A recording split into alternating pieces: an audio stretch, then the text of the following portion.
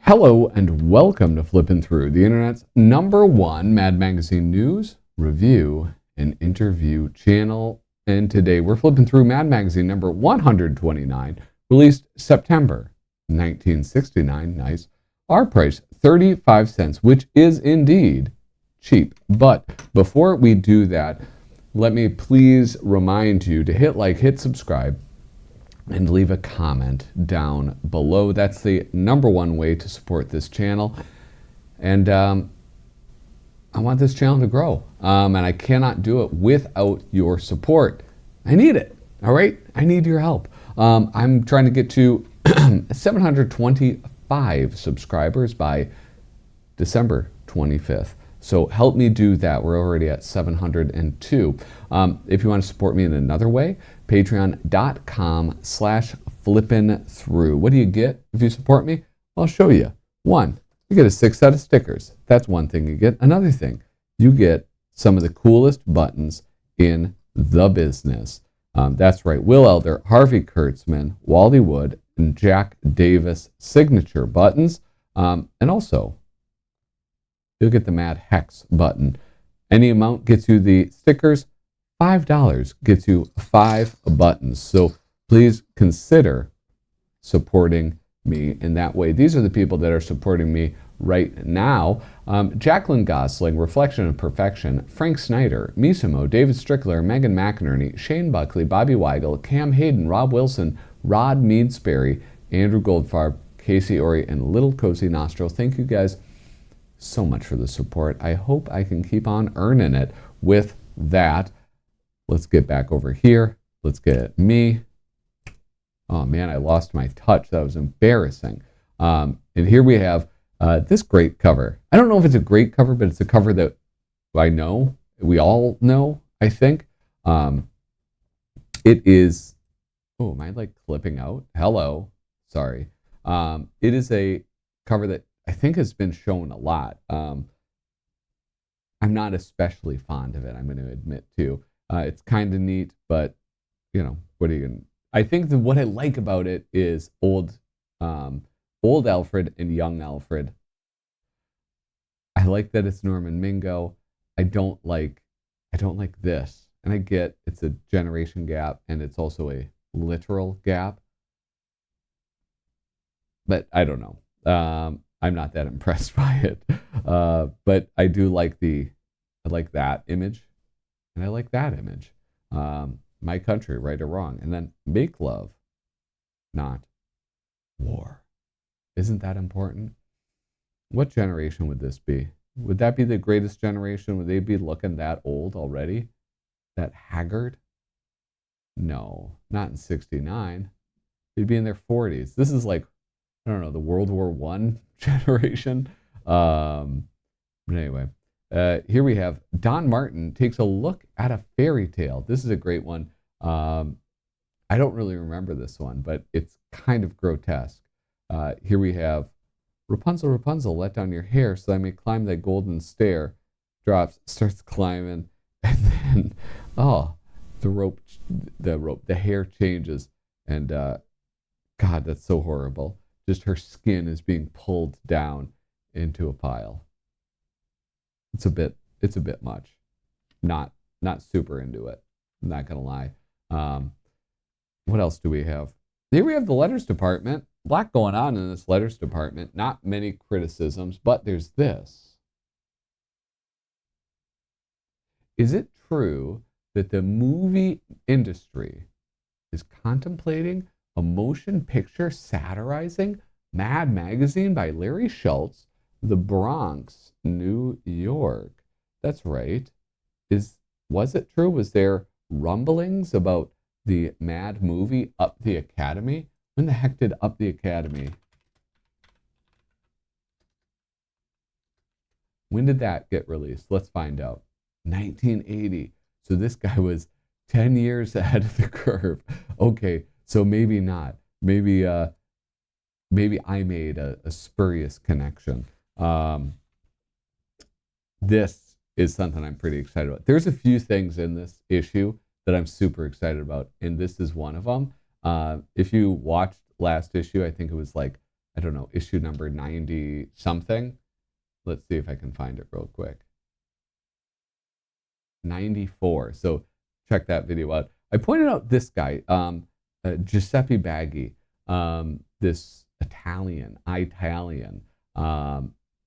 who does kind of cool things. He makes like sculptures and stuff, and also origami. He did some of the mad bugs that you would see in the house ads.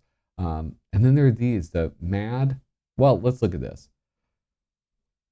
We received innumerable comments and inquiries concerning the marvelous origami animals made expressly for MAD's recently concluded subscription and ad series by Giuseppe Baggi. And so, in response to popular demand, Mr. Baggi returns with his unique MAD origami zoo of cliche creatures. The writer is Frank Jacobs, and then the artist, and I truly mean that, this is art, Giuseppe Baggi.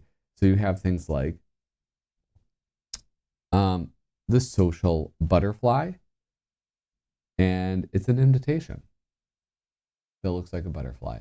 That's obvious enough. The bookworm, again, pretty simple. The songbird is sheet music. The Wall Street Bulls and Bears are stock certificates.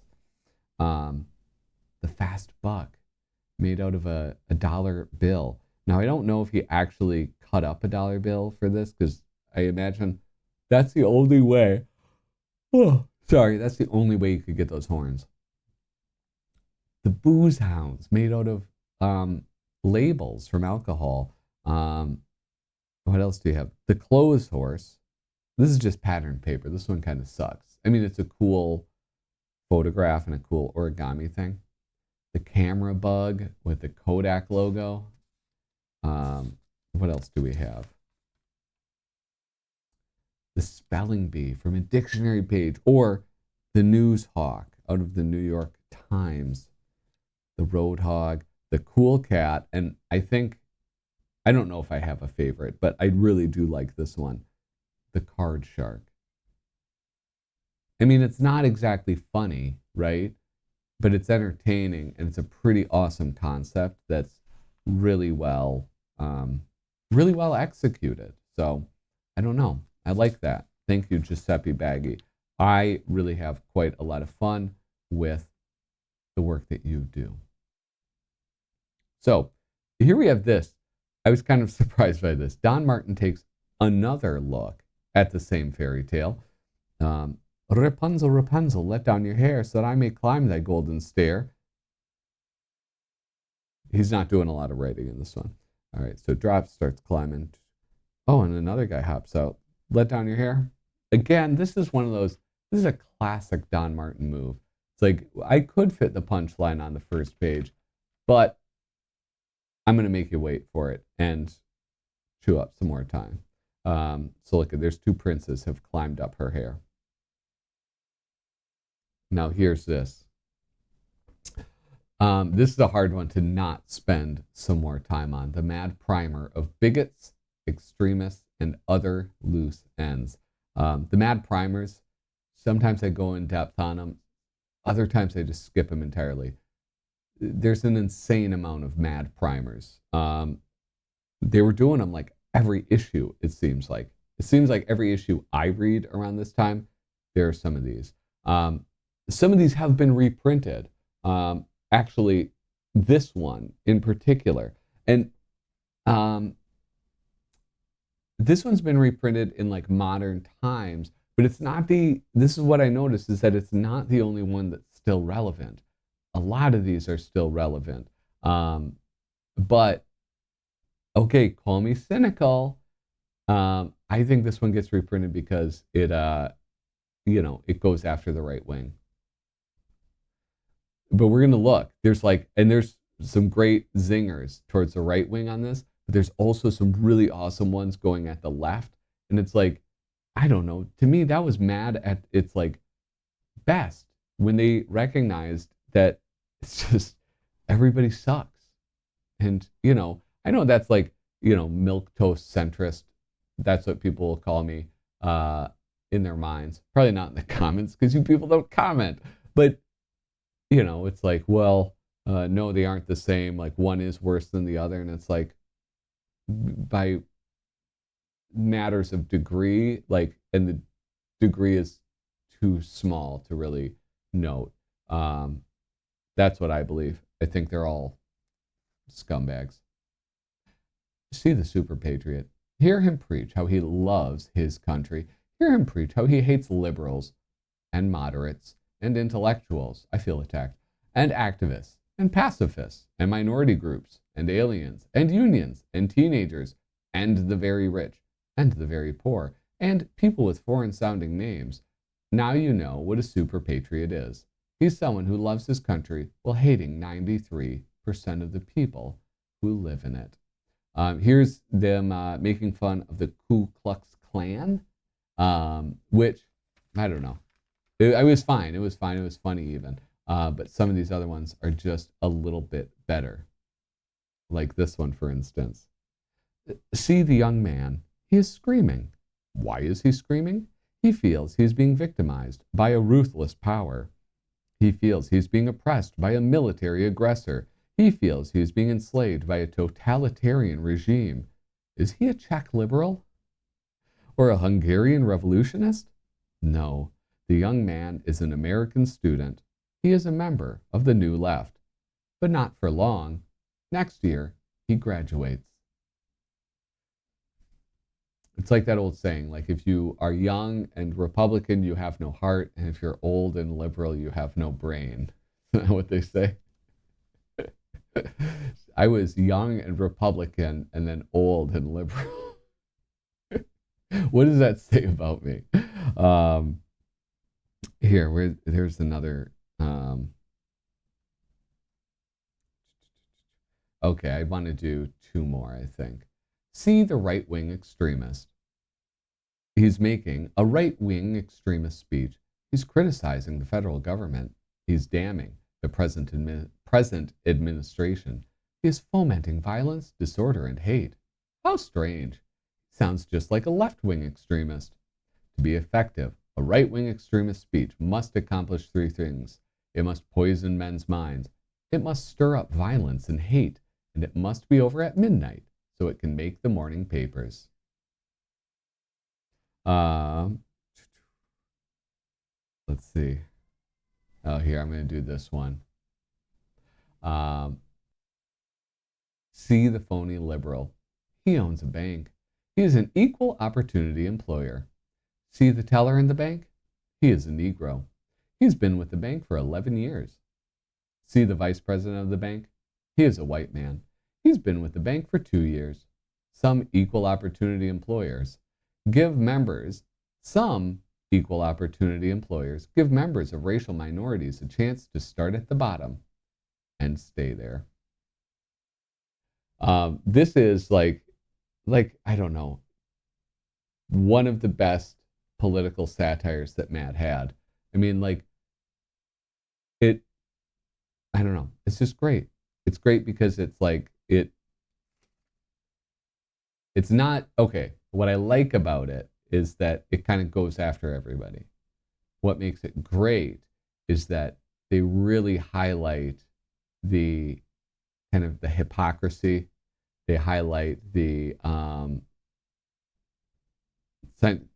don't know, just kind of horrible behavior of people, and they do it in an amusing way, and it feels less preachy just because it's, I don't know, more equal opportunity, to borrow a phrase used in that one.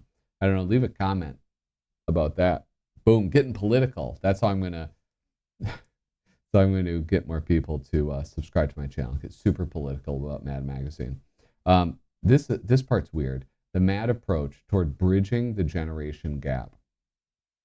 They use the cover in this.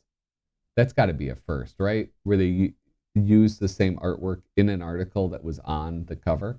I don't know. I thought that was kind of interesting. I am going to kind of skip by it. There's something bizarre about it though, in that it's like they keep drawing the adults like tiny eventually. Like look at, there's tiny adults. There's tiny adults. That's a tiny adult. Those are tiny adults. And yeah. Is it a height gap? That's the generation gap that they're talking about. This one, though, I was kind of surprised by it. It was a little bit more fun than I assumed it would be. The anatomy of a movie ad campaign. Artist Bob Clark. You know, I love that. Writer Dick DiBartolo. WB is coming. So boom, start off with that very mysterious advertisement, really giving minimal information, pulling people's interest in. Next, you know, like a month later, on January 1st, 1970, reserved seat tickets will go on sale for Whispering Branches, the greatest love story ever told, a tender and touching film of young love, 3 hours and 21 minutes of rapture, a motion picture you'll talk about for years to come. Opens tonight, Whispering Branches. A motion picture you will talk about for years to come. 3 hours and 21 minutes of rapture, a tender and touching film of young love, the greatest love story ever told. January. Then later in January, coming Wednesday, direct from its recent gala reserved seat engagement, uncut, just the way so many people saw it on Broadway. Whispering Branches, a hard-hitting modern story of young love designed to shock you out of your seat. 3 hours and 21 minutes of surefire entertainment. Now at popular prices, Whispering Branches.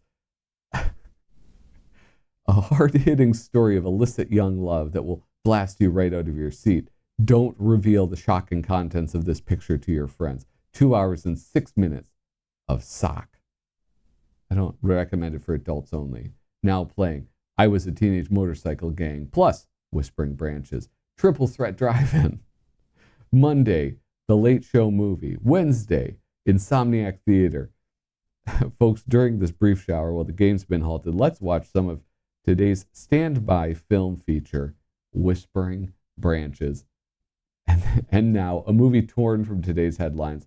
See Youth in Trouble. See Youth Gone Mad. The wild, shocking story of a guy with no class and a gal with no morals.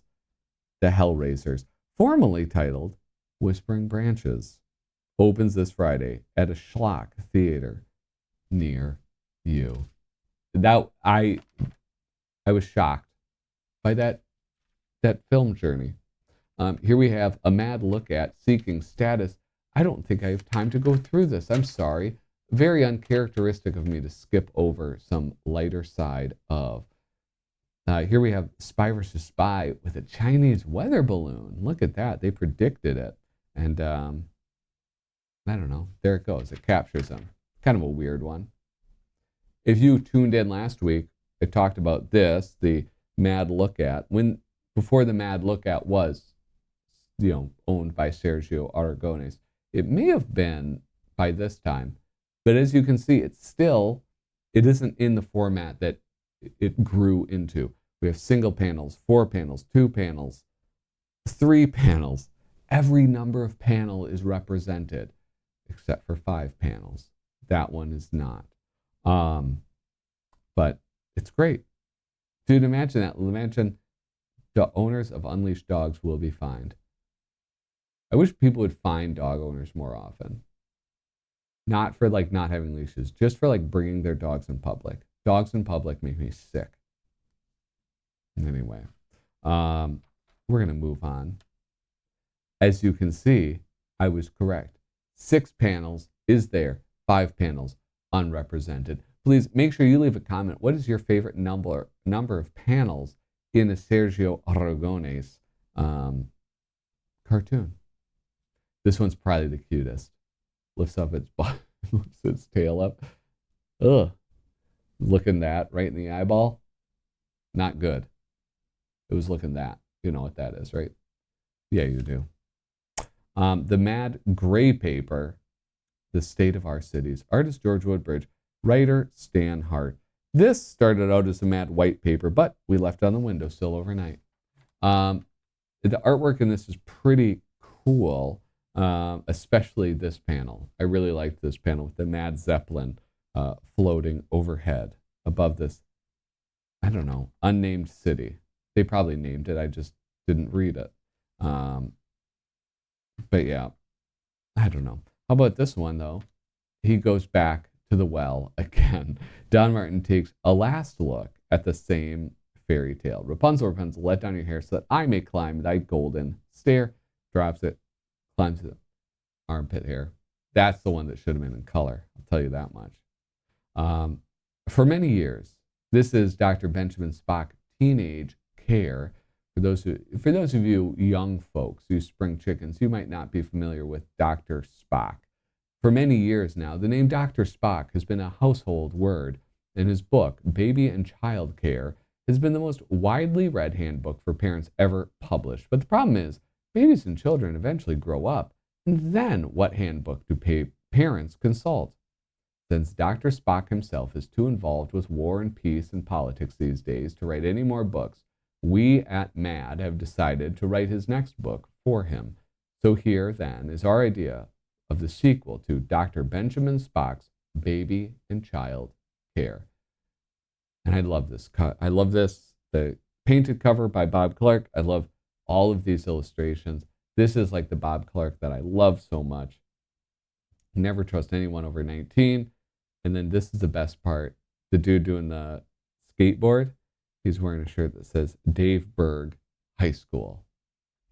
I think that might be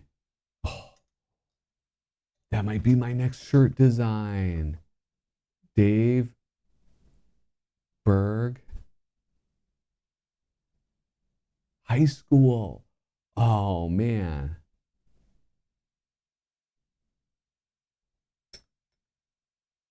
Come on. That's sick. You guys better buy that one. Anyway. But yeah, you guys know I'm not going to read all of this. And then we have Juelia. I don't know what this is. I think that they did 2 movie or TV satires that nobody knows about. That's what I think. Here we have, don't think that that's it though, because I do have time to go over this. This is the Put Up Your Dukes department, a dove's eye view of the Joint Chiefs of Staff. And it's so, my name's John Wayne Pilgrim. I'll build an airport, put my name on it. What were the investigations into the Pueblo affair really looking for? The Pueblo affair was when a U.S. Navy ship was captured by North Korea, right? Leave a comment down below. What were the investigations into the Pueblo affair really looking for? A Navy goat. Like a scapegoat, but a Navy goat. Because that's like, goats are important to the Navy for some reason.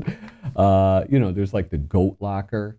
That's like a common thing. I think the Naval Academy, their logo is a goat, like Bill the Goat or something. It's a big thing. You'll have to look it up. I don't remember why. I learned it once, but I don't know why any longer. And here's a TV ad we'd like to see. New ultra white toothpaste has the taste you can really feel. You imagine that. This dude opens up a window. New ultra white gives your mouth sex appeal. He falls. He died. He's a dead man. Why? Because he opened a woman's window without permission. If you're a window washer, stay out of people's apartments, all right? With that, you guys, thank you so much for tuning in. Make sure that you hit like, hit subscribe, and leave a comment down below. Thank you so much for watching. Toodaloo.